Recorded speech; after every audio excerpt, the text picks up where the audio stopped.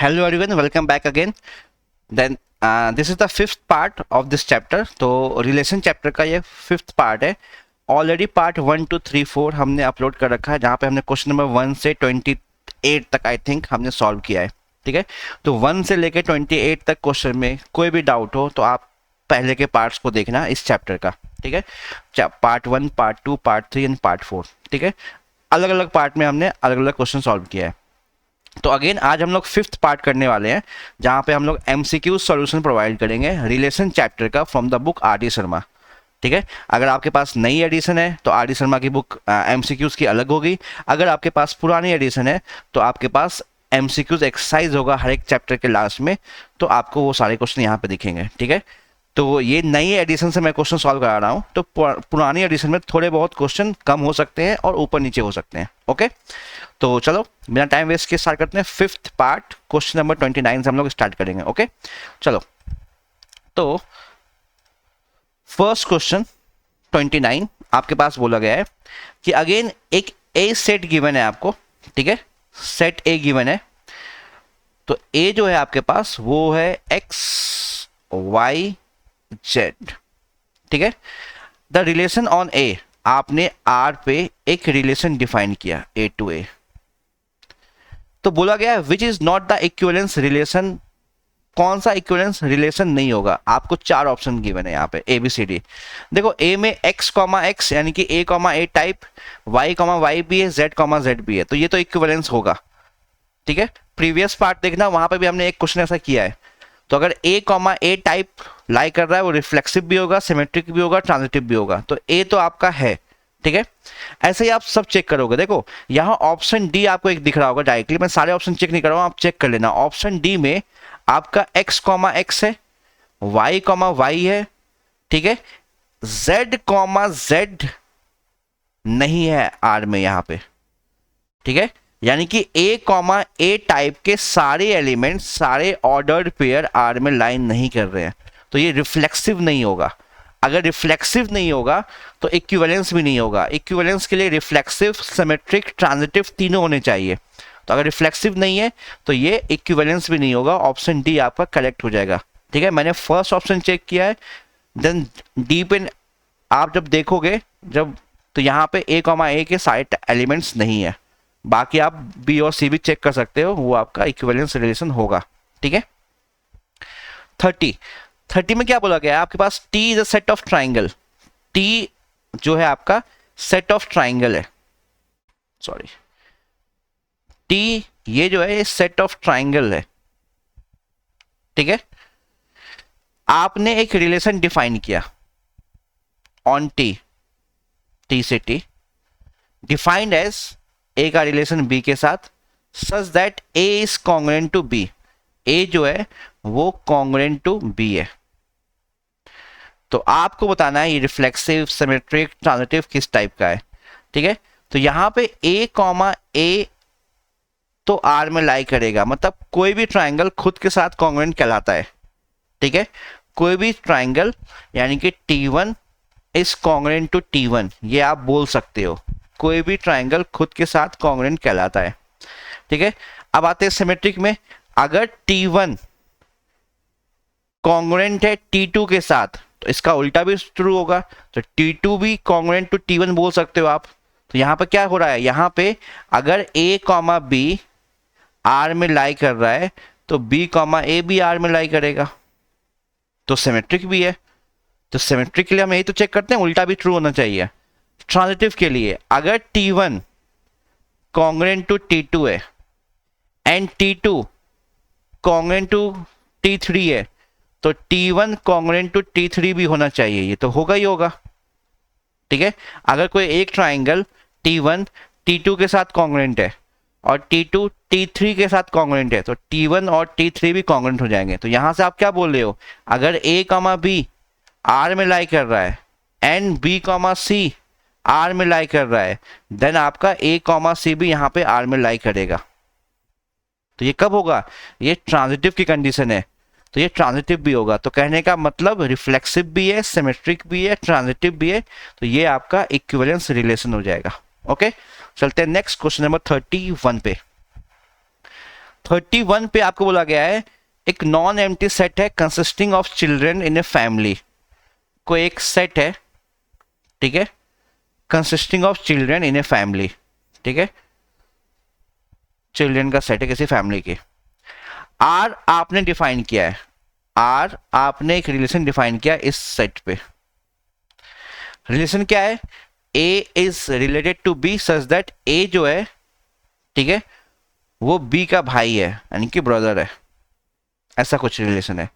तो आपको बताना है आर किस टाइप का रिलेशन होगा। तो यहां पर 4 ऑप्शन गिवन है आपको, symmetric, transitive, transitive but not symmetric, neither symmetric not transitive, both symmetric and transitive. तो बेसिकली आपको रिफ्लेक्सिव की बात हुई नहीं है यहाँ पे, ठीक है।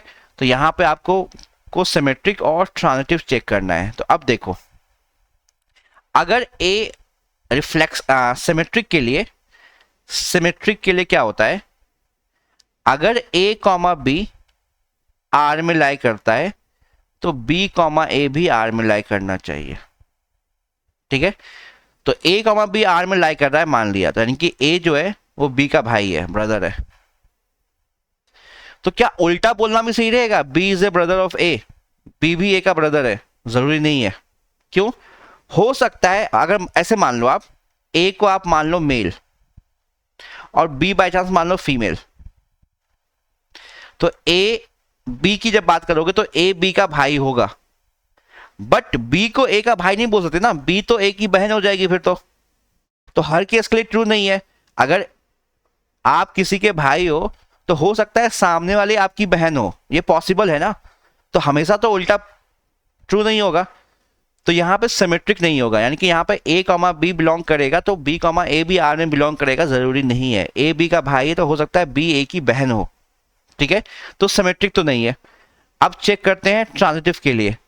तो ट्रांजिटिव में क्या होता है कि अगर ए बी का भाई है, A is a brother of B, यानी कि ए कॉमा बी आर में लाई कर रहा है, यानी कि ए बी का भाई है, एंड बी कॉमा सी भी आर में लाई कर रहा है, मतलब बी भी सी का भाई है, तो ए बी सी का भाई होगा ही होगा हर कंडीशन में। आप अज्यूम करके देख लो, तो ए कॉमा सी भी लाई करेगा, ठीक है। अगर ये एक पर्सन है ए, ठीक है, और ये पर्सन बी है, ए बी का भाई है, ब्रदर है, और बी जो है वो सी का ब्रदर है, तो ए भी सी का ब्रदर होगा, तो ये आपका ट्रांजिटिव हो जाएगा। तो ऑप्शन बी करेक्ट हो जाएगा। ट्रांजिटिव तो है आपका, सॉरी ऑप्शन बी ट्रांजिटिव तो है बट सिमेट्रिक नहीं है। क्लियर है? 32 पे चलते हैं। 32 आपका है, ठीक है, x is related to y। तो यहां पे एक relation for real number x and y, defined x का रिलेशन y के साथ, ठीक है, is an irrational number, then the relation r। तो r को आपने डिफाइन किया है रियल नंबर से रियल नंबर पे, और रिलेशन क्या है? रिलेशन आपका जो है x माइनस वाई प्लस √2, ये आपका इरेशनल नंबर होना चाहिए, इरेशनल नंबर। तो पहले चेक करते हैं हम रिफ्लेक्सिव के लिए। तो रिफ्लेक्सिव के लिए a comma A type r में लाई करना चाहिए, तो लाई करेगा। ये x माइनस वाई प्लस √2 है, आपने यहाँ a माइनस ए प्लस √2, ये कैंसिल आउट, √2 आ गया जो कि आपका इरेशनल नंबर है। तो a कॉमा ए तो लाई करेगा आपका रिलेशन में, तो ये रिफ्लेक्सिव तो होगा। रिफ्लेक्सिव पे टिक लग गया। चलते हैं सिमेट्रिक पे।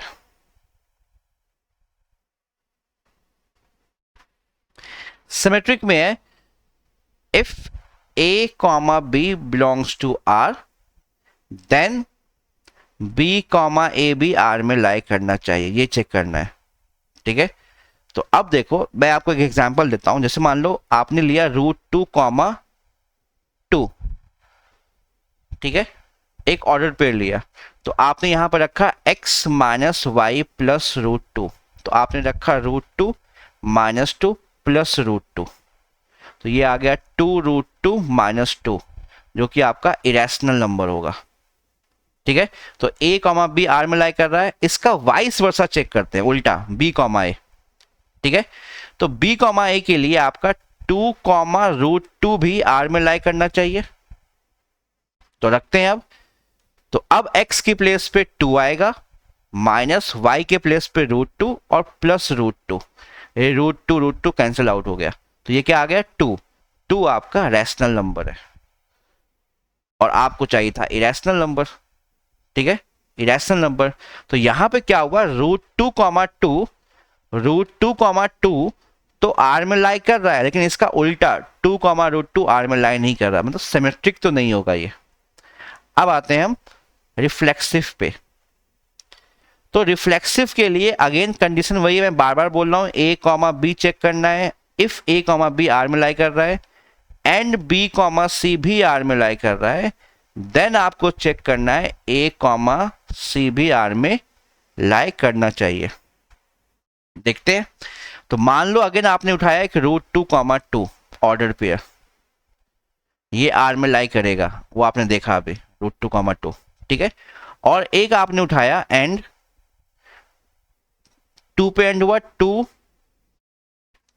के साथ आप ले लो -2 ले लेते हैं, ये भी आर में लाई करेगा, चेक कर लो। तो आपको चेक करना है देन √2, -2 आर में लाई करेगा कि नहीं करेगा, ये आपको चेक करना है, ठीक है। चेक करते हैं इसके लिए, देखो ये और ये लाई करेगा, आप चेक कर लो। तो x - y प्लस √2, तो x की प्लेस पे आ गया √2, ठीक है। सॉरी यहाँ माइनस मत लेना, यहाँ 2√2 ले लो आप, माइनस में तो प्लस हो जाएगा, 2√2 ले लेना, ठीक है, ये 2√2 ले लो आप। तो -2√2 प्लस √2, ठीक है। तो ये √2 सॉरी √2 और √2, 2√2 और ये -2√2 कैंसिल आउट हो जाएगा, इक्वल टू 0 आ गया, और 0 आपका रैशनल नंबर है। तो यहाँ पे क्या हुआ, आपका a, b आर में लाई कर रहा था, मतलब √2, आर में लाई कर रहा था, 2, √2 भी आर में लाई कर रहा था, लेकिन √2, आर में लाई नहीं कर रहा है, तो ये ट्रांजिटिव भी नहीं होगा। तो कहने का मतलब ये सिर्फ रिफ्लेक्सिव होगा। ये क्वेश्चन बोर्ड में भी आया हुआ है, ठीक है सर, इस साल भी ऐसा कुछ क्वेश्चन आया था इरेशनल नंबर पे, इस साल मतलब 2025 में जो पेपर हुआ मैं उसकी बात कर रहा हूँ, क्लियर है। तो समझ में आ गया, ये आपका सिर्फ रिफ्लेक्सिव होगा। तो आपका चैप्टर 1 रिलेशन कंप्लीट हो गया, ठीक है, आर.डी. शर्मा एमसीक्यूज। अब हम स्टार्ट करेंगे चैप्टर 2 फंक्शन। तो अगेन रिलेशन फंक्शन पढ़ने के लिए आपको क्लास 11 का भी नॉलेज होना चाहिए प्लस क्लास 12। अगर क्लास 12 आप आर.डी. शर्मा लगा रहे हो तो 11 का कॉन्सेप्ट भी क्लियर होना चाहिए रिलेशन फंक्शन का, तभी आप 12 का कर पाओगे, क्लियर है। चलो, तो अगर वीडियो पसंद आए please do like, share and subscribe the channel. जल्दी मिलेंगे अपने नेक्स्ट वीडियो में नए चैप्टर के साथ, ठीक है। चैप्टर 1 आपका कंप्लीट हो गया है, अब जो हम करेंगे वो चैप्टर 2 करेंगे फंक्शन, उसमें थोड़ा टाइम लगेगा, थोड़ा सा डिफिकल्ट चैप्टर भी है फंक्शन, इतना इजी नहीं है। तो प्लीज़ रिवाइज करने के बाद ही आप इन सारे क्वेश्चन को अटेम्प्ट करना आर.डी. शर्मा को, क्लियर है। चलो, गुड बाय, टेक केयर, जल्दी मिलेंगे नेक्स्ट वीडियो में।